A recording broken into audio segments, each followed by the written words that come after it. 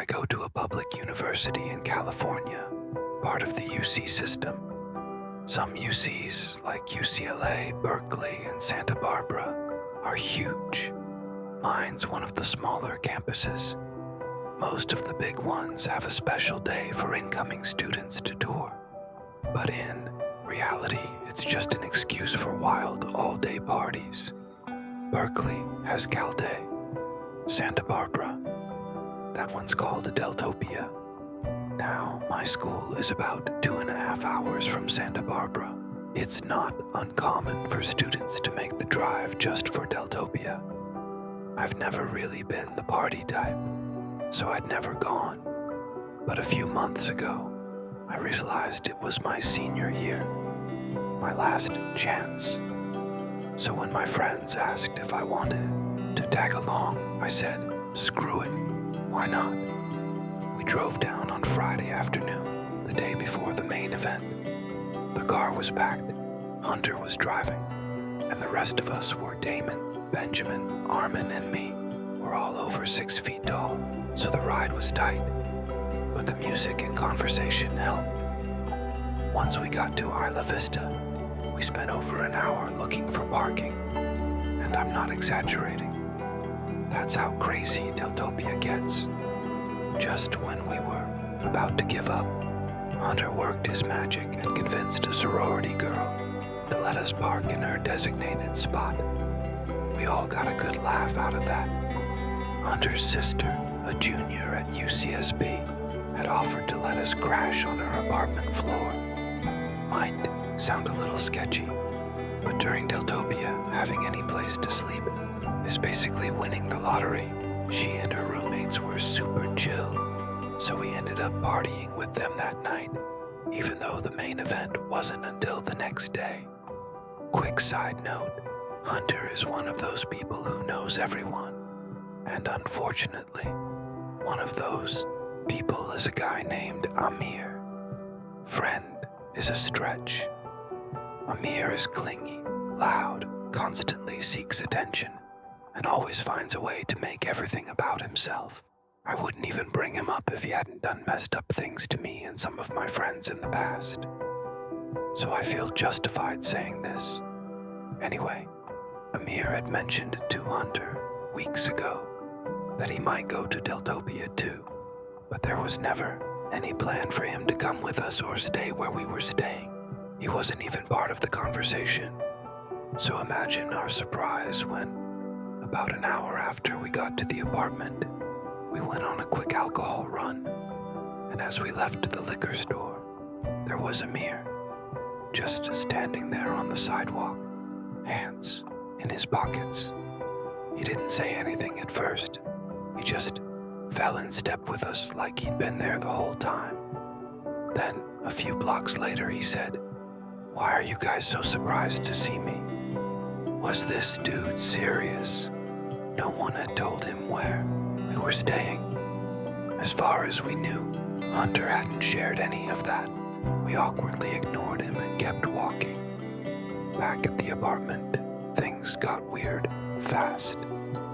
Amir asked to use the bathroom. Fine, whatever. But then he sprinted ahead of us. When Hunter's sister opened the door, Amir just brushed past her and said, "I'm staying here." She didn't know him, but assumed he was part of our group. Hunter was furious when he realized Amir had lied. He told him straight up that he wasn't welcome, that lying to his sister was way out of line, and that he had to leave. Amir argued for a while, standing outside the apartment for 20 minutes, but eventually gave up and left. We got drunk after that, and honestly, Amir was all we could talk about. That's when we realized something chilling. Hunter had been sharing his iPhone location with Amir. Amir stalked us to that apartment. The next day was Deltopia, and it was as wild as everyone said. By late afternoon, the chaos had settled, and we regrouped at the apartment with a few more friends, 10 of us in total. We told them about Amir, and they all agreed it was bizarre. Then our friend Ryland said, "I think I still have Amir's location." He opened his phone and his jaw dropped. The little blue dot, Amir, was right on top of us. The moment we pointed it out, the dot started moving away fast, like he had been watching us from a car and sped off the second we noticed. It was seriously disturbing. We should have taken it more seriously. That kind of behavior, way beyond obsessive. But instead we brushed it off, cracked jokes, and kept it partying. That night, long after everyone had passed out, I woke up suddenly. Something felt off. Then I heard it, the sound of glass shattering, somewhere deeper in the apartment. I sat up, heart racing. No one else stirred. Everyone had crashed, totally wasted. If someone had broken in, I was the only one awake. I didn't have a weapon, so I grabbed an empty wine bottle, took a breath, and crept toward the sound. When I reached the living room, I froze. The sliding glass door was shattered. A giant rock lay on the floor, surrounded by broken shards. I knew instantly it was Amir. I turned to wake the others, but then I saw something out of the corner of my eye. The handle of the hallway closet jiggled. I stopped cold. Was he hiding in there? Was he about to jump out? I was 1 second from yanking the door open, but something told me not to. Instead, I ran back to the bedroom and woke Hunter. Together, we crept back. The closet door was wide open. Amir wasn't in sight. Then, Hunter reached into the closet and pulled out a massive kitchen knife. I just stood there, stunned. Amir had been hiding in the closet with a weapon, probably waiting for someone to open the door.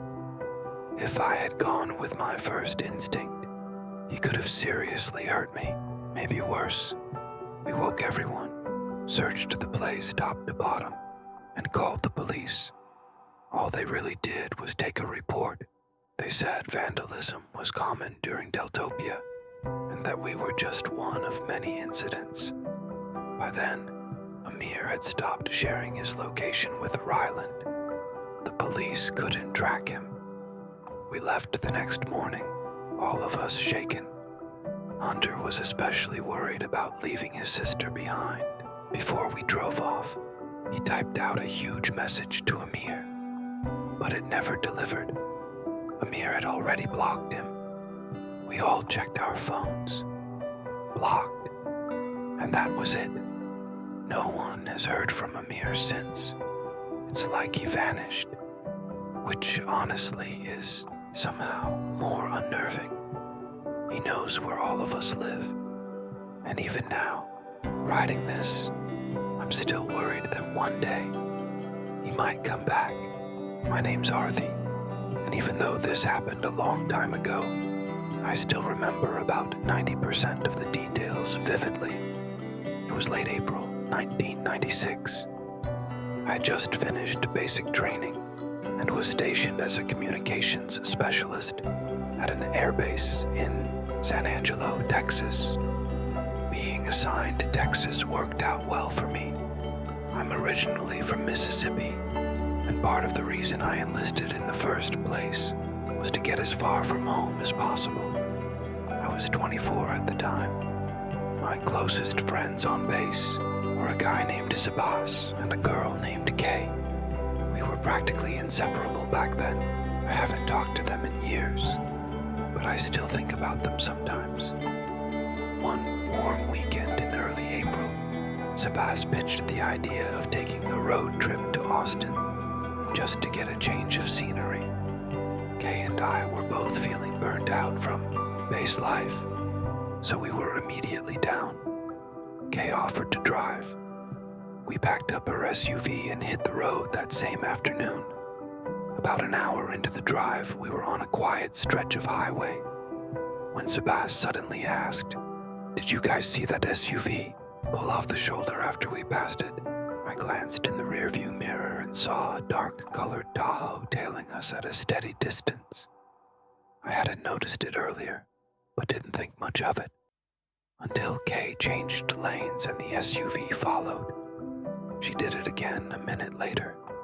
Again, it followed. Right after that, the Tahoe turned on flashing lights.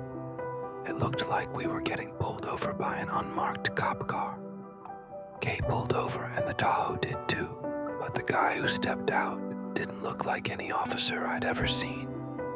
He was dressed in black tactical gear, but there were no police markings anywhere. The only thing even remotely official was a patch on his arm that I couldn't read, and instead of walking up to Kay's window like a normal traffic stop, he just stood behind the car, scanning it like he was sizing us up, peering through the back window, reading Kay's bumper stickers, and eyeing her license plate. Sebas eventually rolled down his window and asked if there was a problem. That's when the guy finally walked up to Kay's side and asked for her license and registration. She handed it over, clearly uneasy. He walked back to his vehicle and stayed there for a long time. Too long. The three of us whispered about how weird the whole thing was, unsure what to do. Then the driver finally got out again, but this time, 2 other men got out of the Tahoe with him. My heart started racing. I forced myself to take deep, slow breaths to stay calm. The first guy came back to Kay's window and asked, "Was your dad in the army or something?" Kay gave a confused look and said, "What?" He pointed to one of her bumper stickers. She laughed and said, "Oh no, I was." And so were they, motioning to Sebas and me in the back. The moment Kay said that, I saw something shift in the guy. His body language stiffened. He glanced back at the other 2 men behind the SUV. Then, without another word, he handed back her license and said she was free to go. They got back in the Tahoe and peeled off down the highway. We sat in stunned silence for a second before Sebas blurted out, "Those weren't real cops." We were all thinking the same thing. If we hadn't mentioned we were military, something really bad might have happened. We went on to have a great time in Austin, and by the time we made it back to base, the stop had mostly slipped from our minds. But a week later, something happened that hit like a gut punch. Sebas and I were in the rec room watching the local news when a story came on about 2 people, a man and a woman, who had been found dead in a ditch just outside of San Angelo. According to the report, they'd been robbed and murdered, and their bodies were dumped there the night before. The car found near the scene, a black Tahoe. Police said it had been reported stolen months earlier from several states away. Sebas and I locked eyes. We immediately found Kay and told her what we saw. The 3 of us decided we needed to tell the police. We gave them everything we could remember. Part of me felt guilty for not reporting it sooner, but we truly didn't realize what we'd narrowly avoided. To this day, I still think Kay's military bumper sticker might have saved our lives. Had we been civilians? No uniforms, no base sticker, nothing to suggest we were military. I really believe it could have been us in that ditch, had we not been military. My name is Arthi. I've always been a private person, probably too private. That's part of the reason I've waited so long to share this. Honestly, the idea of this story being traced back to me has kept me quiet for years. But lately, I've been thinking, it'd be a shame to take this one to the grave. So here it is. About 10 years ago, I was on a solo road trip from West Patterson, New Jersey, down to Fort Worth, Texas, to visit my parents. I hadn't seen them in a while, and this trip felt overdue. Somewhere in the middle of nowhere. Maybe Arkansas, maybe Oklahoma, I'm still not sure. My car started acting up. At first, I tried to ignore it, but eventually I had no choice but to pull over. There was nothing around, just trees, fields, and the empty stretch of road I'd come from. I popped the hood and pretended to poke around like I knew what I was doing. Truth was, I didn't have a clue. I didn't even have IDAA. I was mostly just killing time, dreading how expensive this was about to get. A few minutes later, a white pickup truck pulled up behind me. It was unmarked, no front license plate. The driver stepped out, mid-30s, maybe older. Curly hair, long scruffy beard, rough-looking hands. He looked like someone who worked with tools every day. Honestly, he looked a little like me, just more worn down. He didn't ask if I needed help. He just assumed I did. Before I could even speak, he was under the hood, fiddling around. I told him what happened and thanked him for stopping. He said he was a mechanic, and he sure acted like one. After a couple minutes, he muttered something about needing a compression tester, some tool I'd never heard of. Said his buddy might have one and could bring it over. He pulled out his phone, then froze, said it was dead. Then he asked if he could use mine. Without thinking, I handed it over. That's when everything changed. In one smooth motion, he took the phone with one hand and reached into his jacket with the other, pulling out a gun. He didn't yell or threaten, just told me to sit on the shoulder and not do anything stupid. He was calm, too calm, like this wasn't his first time. I sat. He went through my pockets, took my wallet, my backpack, even made me unlock my phone. Then he got in his truck and drove off. I'd just been robbed in the middle of nowhere. Eventually, someone else did stop to help. They got my car running, gave me directions so I could get to Fort Worth without GPS. Despite everything, the visit with my parents was good. But the real nightmare didn't start until a few weeks later. That's when I got a letter from some bank I didn't recognize, thanking me for opening a new line of credit. I ignored it, thought it was spam. Then came another one, this time from Best Buy. It said I'd opened a card and already spent over $1,000 on it, in a town in Tennessee I'd never even been to. That's when it hit me. My Social Security card had been in my wallet. That guy didn't just rob me, he stole my identity. The next few months were hell. New credit accounts, strange purchases, charges I didn't make. Every day something new.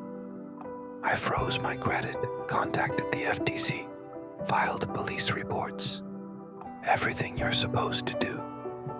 But it kept happening. Then it got worse. I got a call from my health insurance provider. Someone had been treated at a hospital in Georgia under my name. Now, there were medical records tied to me that weren't mine. That scared me more than the theft ever did. What if I ended up in the hospital one day and the wrong info cost me my life? I reported it all again. Nothing came of it. So I took matters into my own hands. I set up Google alerts for my name. I checked forums, social media, Craigslist. I scanned every city tied to the fraudulent activity. Then, one night, something caught my eye. A Craigslist ad from Jackson, Tennessee. A bunch of power tools for sale. The listing didn't look suspicious at first, but then I noticed the details matched the Best Buy charges from that stolen card. I emailed the seller, said I was interested, kept it simple, didn't want to spook him.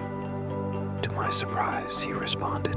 We exchanged a few messages, and eventually he gave me a time and public spot to meet, and told me to bring cash. I thought about going myself. I really did. but there's no telling what I would have done if I'd seen that guy in person again. Instead, I called the Jackson Police Department and told them everything. By some miracle, they took me seriously. The next day, the seller told me he'd be in a red pickup. I passed that along to the police and waited. Hours later, I got the call. As soon as the man spotted patrol cars, he panicked and sped off. Didn't even try to play it cool. That alone raised red flags, so they followed him. He ended up crashing into a ditch. Nothing fatal, but enough for officers to intervene. They said he was a mess, shaking, rambling, couldn't keep his story straight. As soon as they brought up the Best Buy items, he caved, claimed a friend had given them to him, tried to play innocent, but that was enough. With his cooperation, they got the real guy, the one who robbed me, and it turned out he wasn't alone. There were 3 of them total, part of a group that had been targeting solo travelers across the South. Eventually, all 3 were arrested and charged. I won't say more than that, but I will say this: justice was served.